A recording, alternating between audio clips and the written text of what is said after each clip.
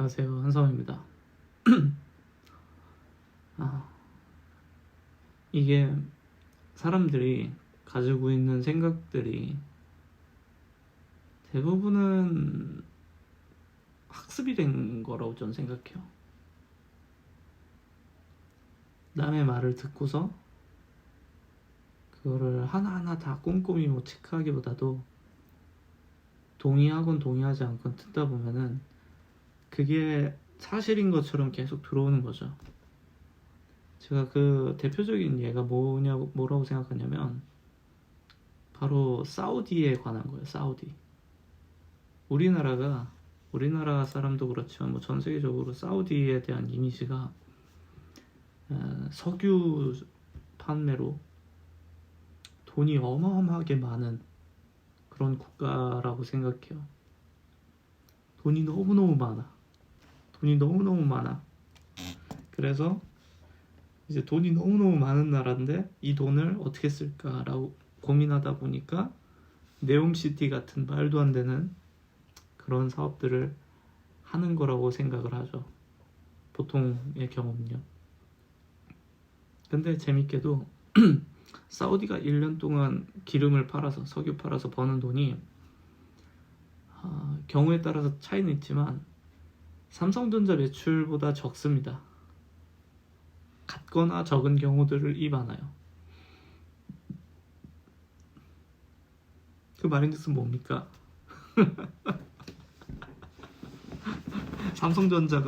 우리나라가 삼성전자가 돈을 어마어마하게 벌고 있긴 한데 사우디가 삼성전자만큼밖에 못 번다고? 라고 생각하는 분들이 많을 거거든요. 그래서 유가가 한참 떨어지면은 연 매출이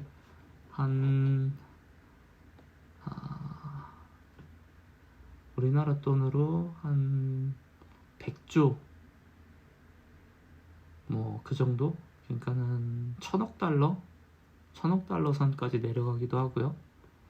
그리고 올라가면은 배럴당 가격으로 봐야겠죠. 그래서 한 2000억 달러 그러면은 한 260조 정도? 그 정도 왔다 갔다 하는 거죠. 물론 큰 돈입니다. 큰 돈인데 우리가 생각한 것만큼 그 나라가 그렇게까지 돈이 많지는 않은 거죠. 어찌 보면 이제 한국의 저력이 이 정도인가? 라고 생각할 수도 있고요. 정확히는 한국의 저력이 아니라 삼성의 저력이겠지만요. 네옴시티도 똑같아요. 네옴시티도 모두가 생각했을 때 처음에는 사우디에서 모아둔 돈을 가지고 국부 펀드를 갖고서 이 사막에 거대한 사업을 좀 해서 나라를 살려보려고 하는구나 라고 생각했는데 반대예요. 반대. 국부 펀드도 국부 펀드지만은 외국 돌아다니면서 너희들이 좀 투자 좀 해줘라. 투자해달라고 하는 거예요. 투자해달라고.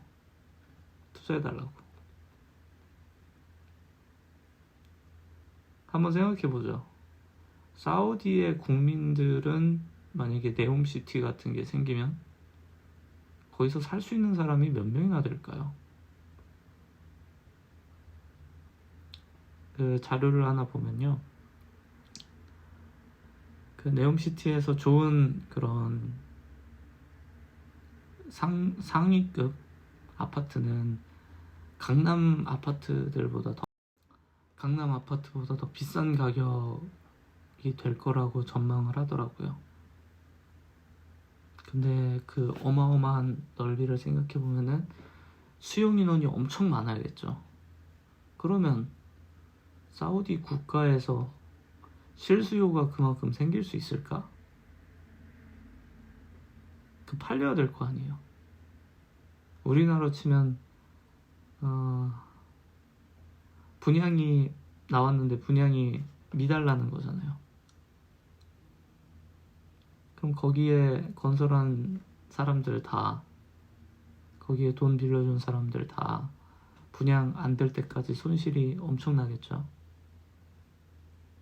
근데 하물며 최상위급은 그렇다 치고 거기보다 언더그레이드로 내려가면은 거기에서 살아가야 될 사람 숫자가 몇 명이나 되며 거기에 들어갈 그런 경제활동을 하는 인구가 사우디 내에서 충분하겠는가. 자본은 충분하며 거기서 살아갈 수 있는 사람들은 자국민과 해외 몇 퍼센트 정도로 보고 있는가 라는 걸 하나하나 다 보게 되면은 매우 회의적으로 갈 수밖에 없죠. 그러니까 결국은 뭐냐, 그렇게까지 부자 아니라는 거예요.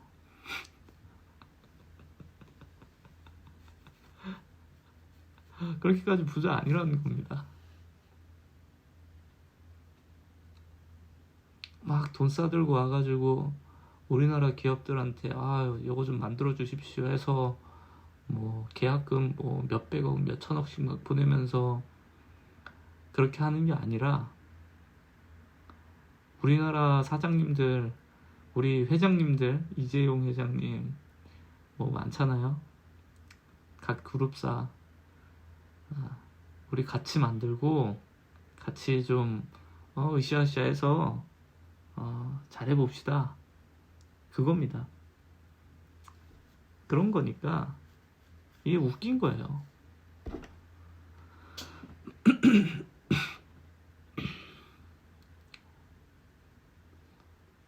우리가 알고 있는 대부분의 것들이 저는 정확하게 사우디와 크게 다르지 않다고 생각해요.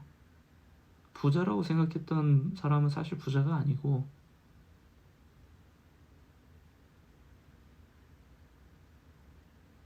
우리가 잘 보여야 될 상대도 잘 보일 필요가 없는 상대도 필요한 상대가 필요 없는 상대도 다 모든 것들이 우리가 알고 있었던 것들과 배워본 거랑은 실제와 괴리가 엄청 커요.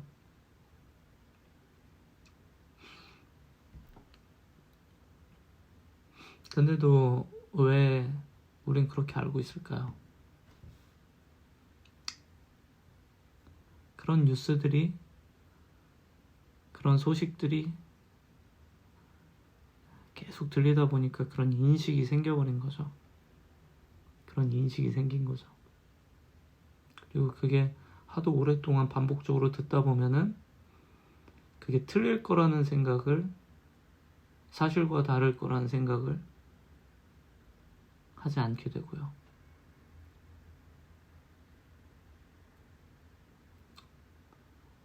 사우디에서 일을 해보신 그런 한국분들 말씀을 따르자면은 사우디에서 사업하는 게 너무 힘들다고 합니다.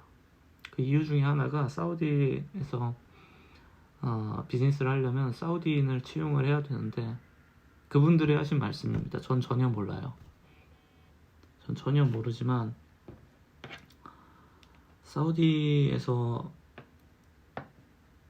근무하시는 분들이 그렇게까지 열심히 하지 않고 좀 게으른 경우가 많다고 합니다. 사업을 하려면 일정 퍼센트, 아마 10% 이상이었던 것 같아요. 30%까지는 아니었던 것 같고 그 정도를 채용을 해야 되는데 근데 상당히 일을 같이 함에 있어서 힘든 게 많았다고 합니다. 그러다 보니까 외국 자본이 들어가서 거기서 비즈니스 하는 게 쉽지만은 않은 거죠. 사실 상식적으로 그래요. 전 세계적으로 금융허브나 아니면은 전 세계적으로 여러 외국 자본들이 들어와서 부를 이룬 도시나 국가를 보면은 그들이 부자라고 표현되지 않아요. 그냥 사업하기 좋은 곳이다 라고 알려져 있죠.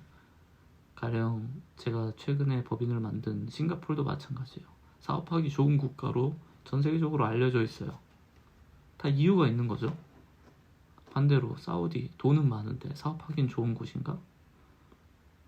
왜 돈이 많은데 사업하기 좋지 않을까? 걔네들도 자국의 산업을 발전시키려면 외자가 필요할 텐데, 외국의 기술력이 필요할 텐데, 그럼에도 불구하고 진출하려는 기업들이 별로 없죠. 거기가 정말로 부유하다면 설령 좀 덜 친절하더라도 들어가 볼 만할 텐데,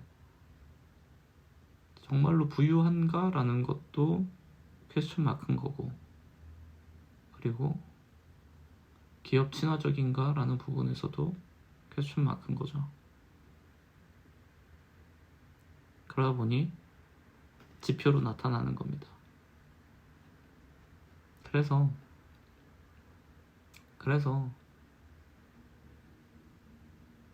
저는 이런 모든 형태의 인식들이 결국은 의도된 결과라고 생각하는 편이에요. 예전에 그런 인터넷 자료가 많이 돌았어요. 그게 어떤 거였냐면은, 이제 사우디에서는 기름이 흔해서 우리가 뭐 1,000 얼마 기름 뭐 한 지금은 1,700원쯤 하나요, 휘발유? 그쯤 할 때 거의 뭐 한 10분의 1 가격으로 탈 수 있다. 틀린 말은 아니죠. 그랬었으니까요. 지금은 엄청나게 올랐습니다. 그 돈 많은 국가가, 돈 많다고 알려진 국가가 국가 재정이 비어가지고 세금 비율을 막 팍팍 올리고 있어요.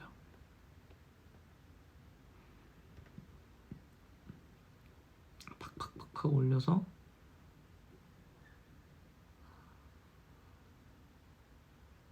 그러니까 결국은 일종의 자본의 저주화의 연장선이었을지도 모르겠어요. 생산량 그리고 전체 국가 GDP에서 차지하는 그런 퍼센트 모두 다 지표가 그다지 좋지 않죠. 너무 많은 거에 석유에 의존하고 있고, 그리고 그러다 보니까 검증이 된 건 아니지만 여러 사람들이 굉장히 게으르다라는 평가가 이곳저곳에서 들려왔던 것 같아요. 저는 이게 참 세상이 재밌는 게 그런 것 같아요. 세일즈를 하거든요, 사람들이. 국가 단위도 세일즈가 이루어지고,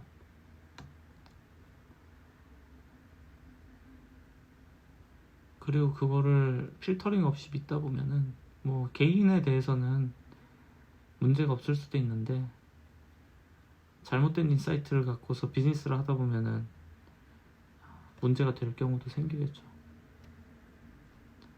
정보가 많은 것도 많은 게 중요한 게 아니라 얼마나 사실을 담고 있는 정보를 갖고 있느냐가 중요한 거였는데, 그게 참 재밌는 것 같아요. 그래서 저는 제가 부업으로 정보를 다루는 일을 하고 있어요. 부업까지도 아니죠. 그냥 취미죠. 엄밀히 말하면 취미로 정보를 다루는 그런 이런저런 일들을 하고 있는데, 제가 한 가지 믿는 건 그런 것들이에요.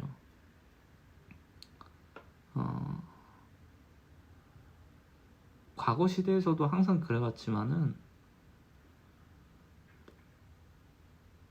잘못된 정보와 잘못된 사실들이 어떤 특정인의 취향에 맞춰서, 어떤 집단의 취향에 맞춰서 가공돼서 전파되기 시작하면은 그것이 설령 잘못됐음에도 불구하고 대중을 설득하는 게 아주 힘듭니다.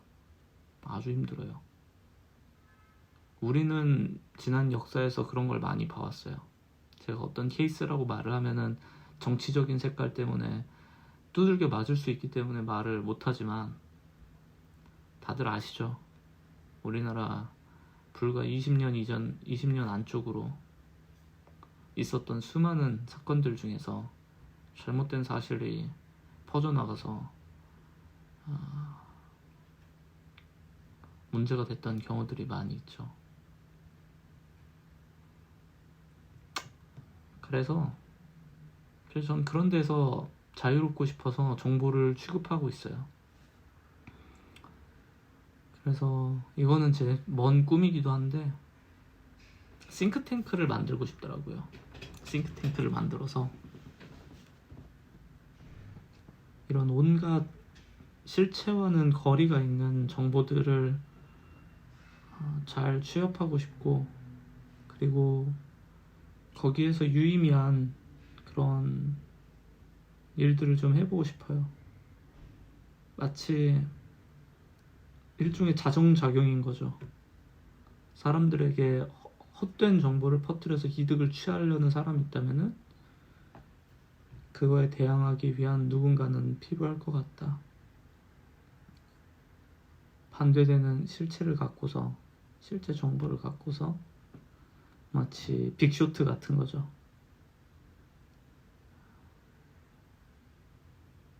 모두가 다 그 폰지 사기 같은 모기지에 집중하고 있을 때 이건 잘못됐다라고 말해도 믿지 않잖아요. 사람들이 다 지표 가지고 와서 보여줘도 그래도 여기 신뢰도 안 떨어지는데, 체납률 올라가도 신뢰도 안 떨어지는데, 트리플 A 트렌치 신뢰도 안 떨어지는데,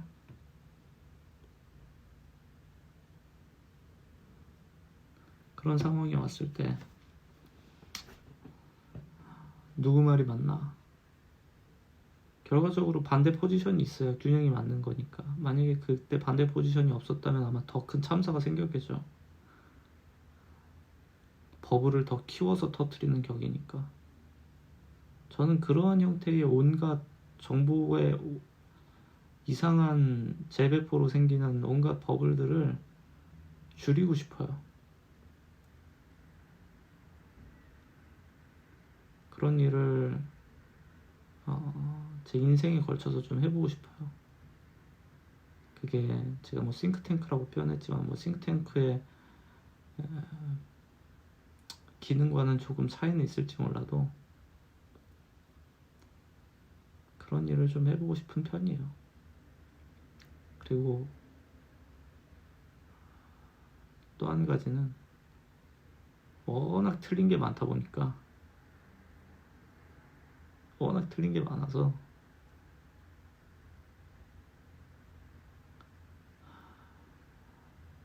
그리고 그걸 검증하기는 쉬워지고,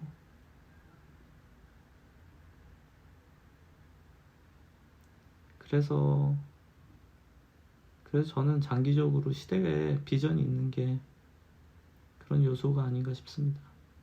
우린 모두 다 이제 인터넷에 액세스할 수 있고, 한쪽에서 이상한 정보를 퍼뜨린다면은 반대로 그 반대 정보를 퍼뜨리는 것도 더 쉬운 일인 거고요. 전 일종의 이것 역시 거대한 형태의 뭐 정보 전쟁 같은 게 아닌가 라는 생각이 들어요. 뭐 단순한 뭐 정치적인 세력들만 그렇게 플레이를 하는 게 아니라 국가도 그렇게 할 수 있고요. 국가의 브랜딩 차원에서 기업도 그렇게 할 수 있고, 모두가 그렇게 할 수 있어요. 그런 시대이기 때문에 여기에서 저는 한번 빈틈을 좀 찾아보고 싶더라고요. 제가 이렇게 유튜브에서 뜨문뜨문 이런 얘기를 하지만 이런 게 너무너무 많습니다. 너무너무 많아서 다 주체적으로 전 판단해야 된다고 생각해요. 이 시장의 플레이어들은. 그게 참 이 시대의 묘미라고 생각합니다.